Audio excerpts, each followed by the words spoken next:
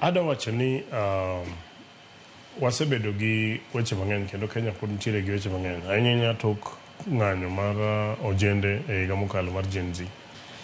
Aneno ka Gen Z osebedo ka wuoyo pile ka pile ka gin gi weche mopogore opogore. Magiwacho ni samoro ok giyie gi kaka piny dhi, samoro ok giyie gi weche matimore, samoro gidwaro lokruok. Aparo higa mokalo ne sirikal otemo wacho ni kare ji obi obed anena mapani komiti moro nolosi mar karibu kan ji 150 on either side mondo ji obi obedi. To jowa matindo nowacho ni gin leaderless, gin tribeless, maonge ng'ama ne nyalo biro kanyo. Odhi kamano to pod nitiere koko. Jotelo bende nitiere gi weche mopogore opogore, ji complain yo kia ng'ama otimore ma ok otimore. The only option moyon godo ni mondo ji obedane piny, mondo ji owachi. Nikech ncha wacho, aparo ni program machielo na nyiso vijende ni ka un gi wach, ndikuru wecheu kelure mesa mondo ji owachi. Kendo na wacho ni numbers kende is not enough. Kendo na chiwo example ni an ng'eni kata kaka oda nyithinda gin majority. Kendo Gen Z nitiere oda mang'eny moloyo jowa madongo. Te oda kanyero ok gi decide gimitedo kata gimichamo. Ginyalo mana wacho ni wan to kawuono alot romwa kete kata gi chak more bathe.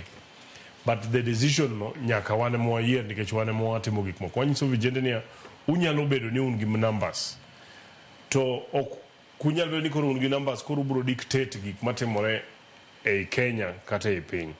Keluru weche ugo mondo ket e mesa. Omiyo dialogue to is the only way mondo kan tiere kama tungni gi chap nitiere to ji nyaka bed piny. Kadok kata kaka kaunti ma Migori aseneno ka wasebedo kwacho ni kan tiere wach mo matek ji obedi. An awuon ang'ena asechako an conclave ni nyicha asechake karibu early in the year. Asebedo kaluorora kuonde mopogore opogore kabedo dhi e ward ni taluongo ji jo kanisa, mine, vijende to wabedo piny. Tupenjoru ni ang'o muneno kadhi maber, ang'o muneno kadhi maber. Omiyo conclave no wanasebedo anasedhi karibu wards nyinge manyiche pok wamiye. Koro aparo ni en the continuation of the same thing wakoro bro bedo godo. But dhano nyaka bed piny.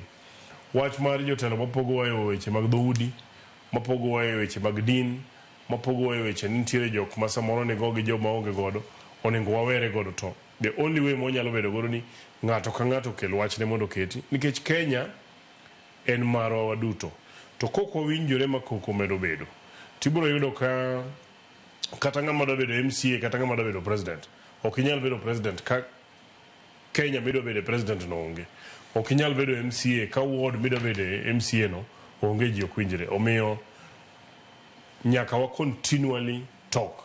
Kata ot kidak gi minodi kata udak mana higni 70 pile ka pile nyaka jiwo e kad odno dongore.